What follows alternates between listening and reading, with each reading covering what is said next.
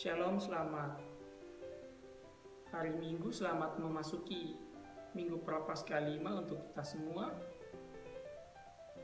Bapak Ibu Saudara-saudari yang terkasih dalam Tuhan kita Yesus Kristus.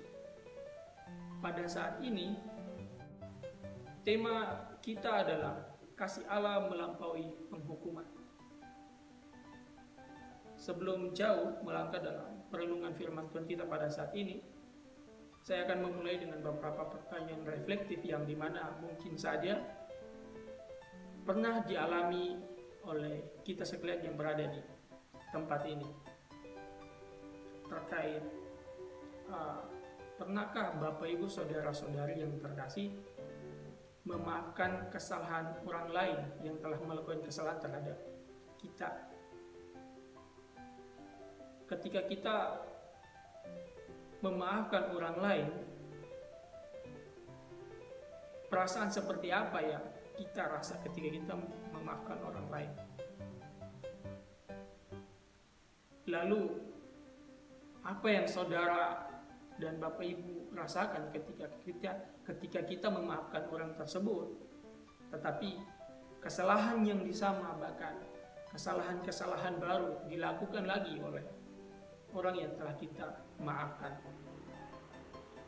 Tentunya kita akan merasakan, secara manusiawi kita akan merasakan jengkel, kecewa, marah, bahkan akan menyimpan suatu perasaan dendam dalam diri kita sendiri. Jika kita kembali sedemikian marah dan jengkel terhadap kesalahan orang yang telah diulang kembali terhadap kita, suatu pertanyaan reflektif lagi untuk kita, yaitu bagaimana dengan Allah yang telah mengampuni setiap kesalahan kita dan dosa-dosa kita, tetapi kita kembali lagi untuk melakukan setiap kesalahan dan dosa yang sama, bahkan yang baru di hadapan Allah. Pernahkah kita berpikir demikian? Dan pernahkah kita berpikir untuk tidak mau melakukan hal tersebut kembali? Nah, Bapak Ibu Saudara-saudari yang terkasih dalam Tuhan kita Yesus Kristus, bacaan pertama kita pada saat ini tentang umat Israel dan Nabi Yeremia. Dan kita tahu bersama bahwa di mana umat Israel merupakan umat pilihan Allah, umat yang dikasihi Allah, bahkan umat Israel dituntun Allah untuk keluar dari tanah perbudakan dan masuk ke dikeluar dari tanah perbudakan dan masuk ke tanah yang disediakan oleh Allah. Allah menuntun mereka sampai masuk ke negeri perjanjian hingga mereka menjadi sebuah bangsa yang besar. Namun rupanya umat Israel tidak jauh beda dengan pertanyaan-pertanyaan reflektif yang kita temui pada awal ketika perenungan ini dimulai, di mana mereka masih saja mengeluh, mereka masih saja tidak mempercayai Allah, mereka masih saja menjalani hidup yang tidak benar, memberontak dan menyimpang dari perintah-perintah Allah. Mereka melakukan beberapa hal yang jahat dan tidak berkenan di hadapan Allah. Dan kemudian dari apa yang mereka lakukan, apa konsekuensinya dari kesalahan-kesalahan dan penyimpangan yang mereka lakukan? Tentu saja dalam bacaan pertama kita ini, di mana Nabi Yeremia menjelaskan tentang suatu perjanjian kembali antara Allah dan umat Israel pada saat itu. Tetapi perjanjian yang dilakukan bukan perjanjian yang sama, tetapi perjanjian yang baru, di mana Allah sendiri yang akan menanam semua perjanjian-perjanjian dalam hati dan pikiran umat-umat Israel, sehingga umat Israel mereka dengan sendiri akan mengetahui setiap kehendak dan apa yang diinginkan oleh Allah. Nah, pada zaman Nabi Yeremia terjadi suatu kebobrokan moralitas dan spiritual umat Israel yang dimana ini mengakibatkan umat Israel mengalami kehancuran dan pembuangan. Nah, ini merupakan sebuah peringatan keras dari Allah untuk mengingatkan umat Israel. Nah, sampai di sini, walaupun umat Israel telah melakukan banyak penyimpangan, dan walaupun Allah telah menghukum umat Israel oleh karena dosa dan kesalahan mereka, namun satu hal yang pasti ialah bahwa Allah tidak akan pernah meninggalkan mereka, di mana Allah tidak akan pernah meninggalkan mereka sendirian, tetapi melalui penghukuman yang diberikan Allah kepada mereka, sebenarnya itu Allah menunjukkan bahwa Allah masih memperdulikan mereka, mengasihi mereka dengan memberikan suatu teguran yang dimana ditafsirkan oleh kita atau umat Israel pada saat itu sebagai suatu penghukuman, dimana setelah dari penghukuman itu kita bisa melihat bahwa kasih Allah memang benar-benar nyata, dan kasih Allah melalui penghukuman itu Allah memberikan suatu kekuatan untuk mereka, pengharapan sekaligus pemulihan. Di sini Allah benar-benar setia menggenapi perjanjian dengan umatnya, walau umat Israel selalu mengingkari perjanjian yang diberikan oleh Allah. Nah, hal-hal demikianlah yang disampaikan Yeremia pada umat Israel, bahwa melalui pembuangan Allah mengerjakan karya pemulihan dan penyelamatan ketika umat Israel mengaku kesalahan yang mereka lakukan, dan kemudian mereka bertobat. Dari sini kita bisa melihat beberapa karya pemulihan Allah yang nyata melalui beberapa hal. Yang pertama yang tercatat di sini yaitu dalam ayat ke-34, di situ terjadi suatu pengampunan dan pengasihan Allah, di mana hal ini pertobatan Israel disambut Allah dengan memberikan pengampunan dan pengasihan Allah. Jadi Allah bukan Allah yang pendendam, sebab ketika umatnya bertobat, kesalahannya betul-betul diampuni dan dosa mereka dihapuskan oleh Allah. Kemudian setelah itu, yang kedua, perjanjian baru Allah dan umat Israel pasca pembuangan. Kita bahas saat ini pada ayatnya yang ke-31. Di situ menunjukkan suatu perjanjian baru. Nah, perjanjian baru di sini merujuk pada suatu komitmen dan kesungguhan hati yang diminta Allah kepada umat Israel untuk tetap hidup taat dan setia memegang perjanjian mereka kepada Allah.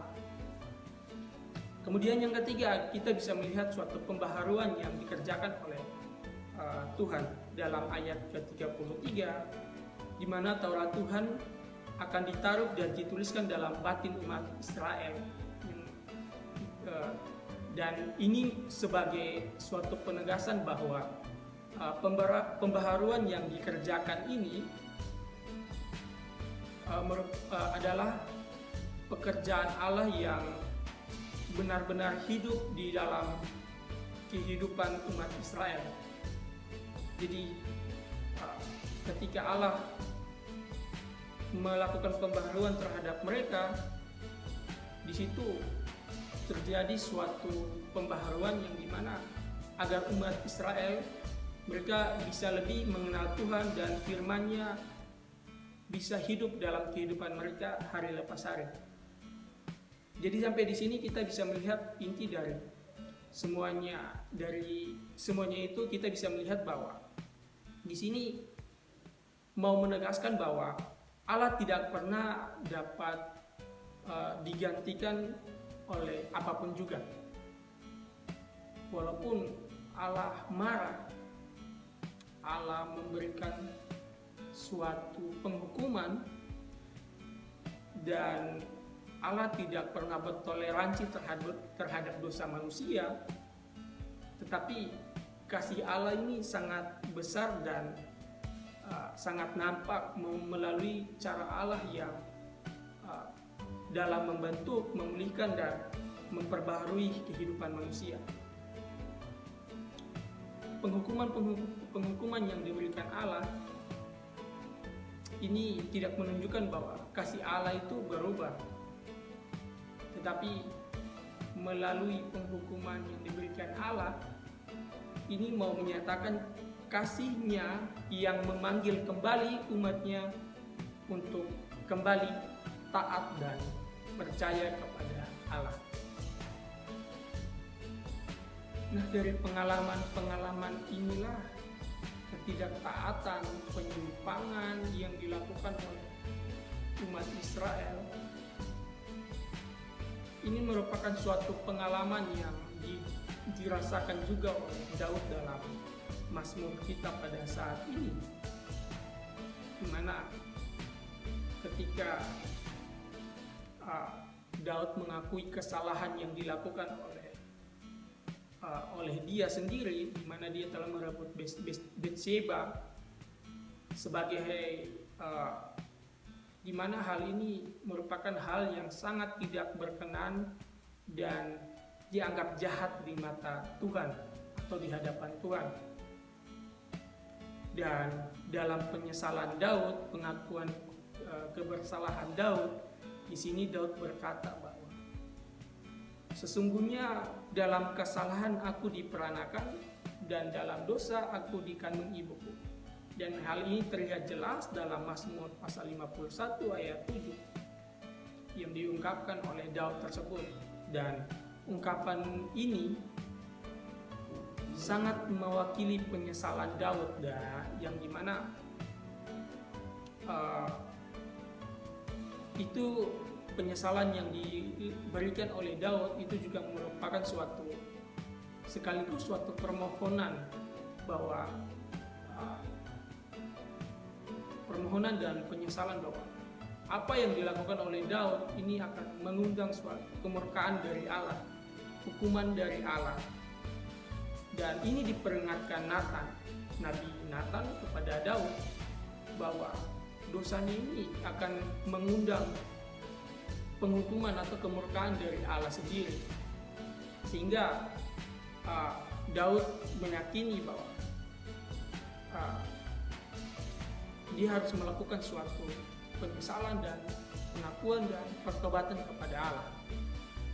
Dengan demikian Daud meyakini dengan pengakuan tersebut Daud meyakini bahwa kasih Allah ini melampaui kemurkaan Allah, sehingga akan terjadi suatu pengampunan dan pengasihan Allah kepada mereka yang mau bertobat dan kembali kepada Allah.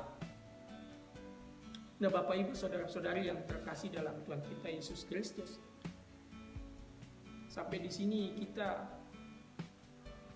mau diajarkan dari cerita tentang umat Israel dan Daud bahwa jangan meragukan kasih Allah, sebab kasih Allah telah terbuktikan dengan penyaliban Yesus Kristus yang dimana adalah anak tunggalnya. Ketika kita terpisahkan oleh hubungan intim antara Allah dan kita, dan keterpisahan tersebut diadakan karena dosa manusia, dan kasih Allah yang begitu besar sehingga dia mengaruniakan anaknya yang tunggal sehingga bisa menebus segala dosa umat manusia. Dan itu merupakan kasih Allah yang sangat besar di atas kayu salib. Kristus telah mempersembahkan korban penebusan dosa, yaitu dirinya sendiri, sebagai pendamai dan pemulihan. Di mana itu merupakan pemulihan relasi antara Tuhan dengan umatnya. Peristiwa salib menegaskan bahwa Kristus menjadi imam besar, tetapi sekaligus menjadi anak domba Allah yang sekali sampai selamanya telah menghapuskan dosa dan pelanggaran manusia. Ia menjalani masa derita sengsara sampai mati di kayu salib seperti seperti yang telah kita lewati dari Minggu Prapaskah 1 sampai 5 dan akan menanti di mana kisah penderitaan Yesus yang mati di atas kayu salib nanti ketika kita menyambut kematiannya. Nah, di sini Yesus benar-benar menjalani atau mentaati misinya di pekerjaannya, maksud saya pekerjaannya di dunia ini. Karena melalui penderitaan dan sengsara Kristus menunjukkan suatu kasih Allah yang benar-benar melampaui hukuman dan dosa maut, sehingga keselamatan yang diberikan Yesus kepada manusia ini menunjukkan betul-betul kasih Allah yang sangat besar kepada manusia.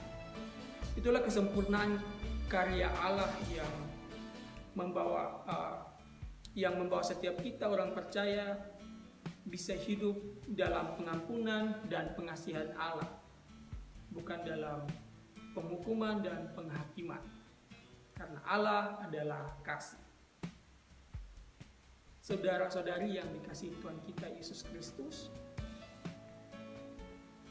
setiap kita merupakan orang percaya kepada Kristus. Iman membuat kita mengaku bahwa Yesus sebagai Tuhan dan Juru Selamat kita. Hanya ini kasih karunia Allah yang diselamatkan melalui pengampunan dosa dan kesalahan yang telah kita lakukan. Tapi dari semua yang dilakukan Allah pada kita, mengampuni segala dosa kesalahan kita yang masih saja kita lakukan setiap harinya, sampai di sini, apakah kita sungguh-sungguh hidup dalam terang kasih Allah yang menuntun kita pada jalan yang benar, atau kita justru sebaliknya kita masih hidup dalam kehidupan yang gelap yang tidak mengikuti perintah ajaran Allah? Bagaimana respon kita terhadap kasih dan pengorbanan Kristus terhadap kita?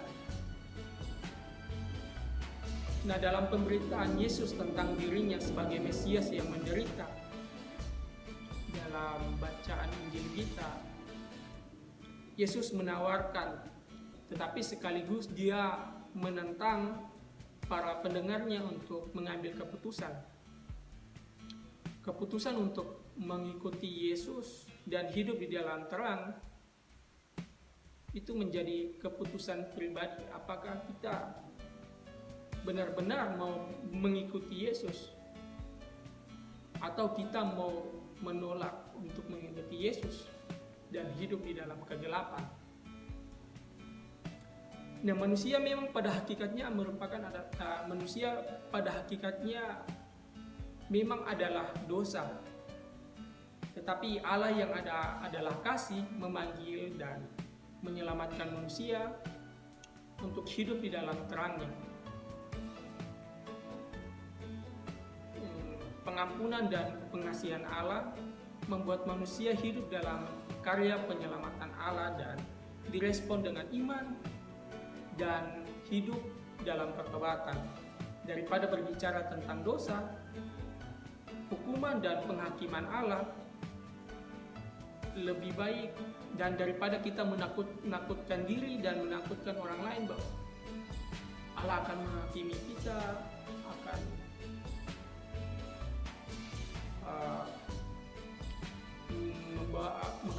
kita dan lain sebagainya. Daripada membahas itu, lebih baik kita membahas bagaimana kita bisa menjadi pengikut yang setia kepada Allah. Nah, hukuman dan dosa penghakiman Allah, lebih baik kita, daripada kita membahas hal itu, lebih baik kita memberitakan tentang kasih Allah yang begitu besar, sehingga Dia bisa mengampuni segala dosa umat manusia melalui pengorbanan Kristus di atas kayu salib, sehingga kita bisa merasakan kasih Kristus yang sempurna, yang melenyapkan segala ketakutan dalam hidup kita. Bapak Ibu saudara-saudari yang terkasih dalam Tuhan kita Yesus Kristus, sampai di sini kita diajarkan bahwa percaya pada Kristus berarti kita mampu hidup dalam terang dan mampu hidup mencontohkan apa yang dilakukan oleh Kristus, dan bahkan Dia mati di atas kayu salib untuk menebus segala dosa manusia. Sampai di sini pertanyaan reflektif untuk kita semua, apakah kita sebagai manusia mau merespon kasih Allah yang sangat melampaui kemarahannya, penghukumannya, atau kita mengabaikannya dan memutuskan untuk hidup di dalam kegelapan. Selamat memasuki minggu Prapaskah 5, selamat merenungkan. Tuhan memberkati. Amin.